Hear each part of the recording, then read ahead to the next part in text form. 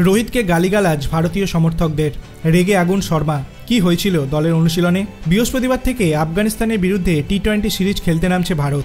427 দিন পর আবার ভারতের টি-20 জার্সিতে দেখা যাবে রোহিত শর্মাকে। তিনিই হবেন অধিনায়ক। গুরুত্বপূর্ণ এই সিরিজের আগে 12 বছর আগের কথা টেনে আনলেন রোহিতের প্রাক্তন সতীর্থ প্রবীণ কুমার। একটি সাক্ষাৎকারে 2012 সালে অস্ট্রেলিয়া সফরের ঘটনার কথা বললেন প্রবীণ। তিনি বলেন, আমরা মেলবোর্ন গিয়েছিলাম।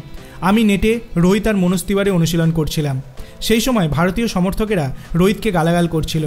আমাদের নিজেদের লোকেরাই আমাদের খারাপ কথা বলছিল। কিছুক্ষণ সহ্য করার পর রোহিত পাল্টা মুখ খুলেছিলেন বলে জানিয়েছেন প্রবীণ। তিনি বলেন, রোহিত অনেকক্ষণ কিছু বলেনি, চুপচাপ অনুশীলন করছিল।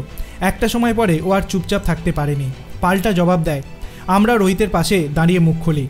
তবে কেন সেই ঘটনা ঘটেছিল বা তারপর কি হয়েছিল সে বিষয়ে কিছু জানায়নি প্রবীণ। সাক্ষাৎকারে বিরাট কোহলিকে নিয়েও মুখ খুলেছেন প্রবীণ। কেন বিরাট এত সফল ব্যাটার হয়েছেন সে বিষয়ে নিজের পর্যবেক্ষণের কথা জানিয়েছেন তিনি।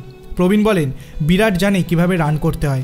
ওকে ঘরোয়া ক্রিকেটেও দেখেছি, ম্যাচের পরিস্থিতি অনুযায়ী খেলে, নিজের শক্তির ওপর ভরসা রাখে। সেই কারণেই যে কোনো পরিস্থিতিতেও রান করতে পারে।